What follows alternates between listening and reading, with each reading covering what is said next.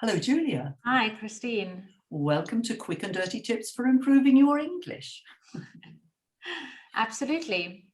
Julia, And what's the topic for today? topic today is working or training online. Aha, yes, very up to date. Yeah, we are, aren't we? So tell me, what are the advantages, or what advantages do you see of working online? What I would say the first big benefit and advantage is that we can actually continue doing what we're doing. Right. We can continue teaching. I think that's that's the huge advantage. Right. I actually now have participants who say that they almost prefer the online training. Funnily enough, I also teach a lot of engineers, for example, and I struggle to get them to bring their material to the lessons. Okay, when we meet somewhere in a meeting room and their office is far away from where we are, I say to them, did you bring something along, or did you bring that along which I asked you to last time? They always say, oh, I forgot. And if you've got them online, no excuse. There are no excuses, absolutely. So if they say, I've been working on, what do I know, assembly instructions or something, then you say to them, right, well, why don't you just share your screen and show me the assembly instructions? Right. That's lovely. That's Yes. lovely. Also, you probably know this as well. Working in companies, you often have someone who is very, very busy and can't attend, right? And I think that's where at least you can offer them a recording. I think that is whether or not they watch it afterwards, but I think that's just one of these added advantages, right? That you can say, well, look, you know, if you want to have a look while you're sitting in bed in the evening, just watch the recording. That's true. I've actually never. Have you done that? I haven't tried that yet. I have done it. Oh yes, once. Okay. I did it with a small group once, but I didn't ask them afterwards. I didn't want to check, did you watch? Right. It was just I decided not to do it after that because I thought, I thought we would be more open. It's not nice knowing for some people this is going to might be passed on, right? Exactly. It's also a data security issue. Exactly. I did it once, but that was it. Right. Another thing that I think is really good is I've often got in groups, people are very busy as always. And what I have now is that I've got participants coming and leaving and coming back in. Okay. Okay. Which is fine for me. I think better late than never. And if they've got something urgent, then then they have to leave. They have to leave.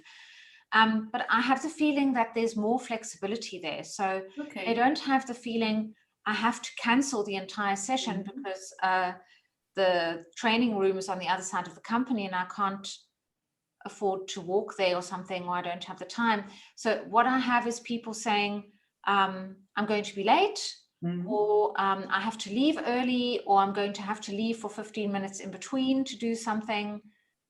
And due to that, the attendance is also a lot better than it used to be.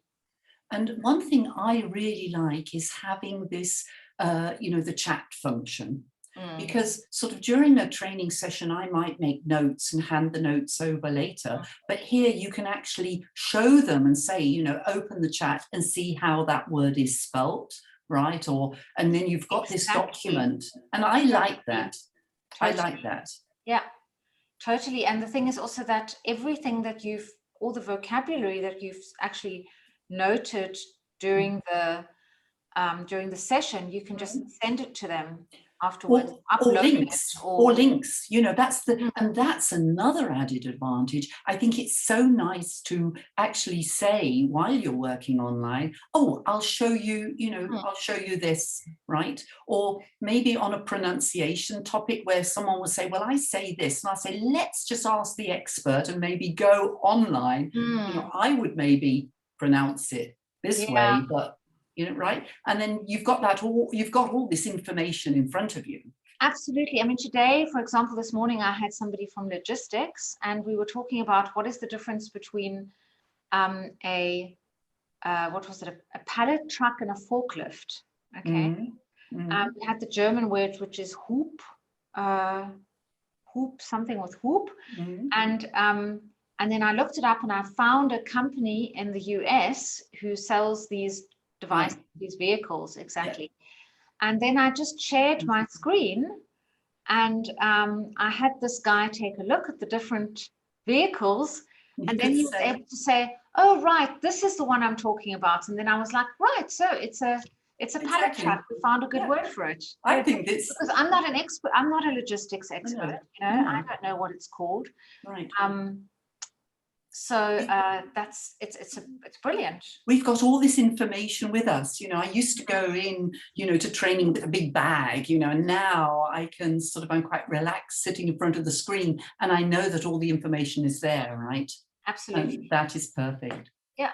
Yeah. Okay, Julia, we'll keep it short and sweet. Yes. Yes. And quick and dirty. We can have a second, because I think there's a lot to talk about. So let's do a second one on. Okay. You've got a lot more to say, have you? Oh. Okay. Lovely talking to you, Julia. Please do, Christine. Look forward to seeing you next week. Okay. Absolutely. Bye. Bye. Bye. Bye.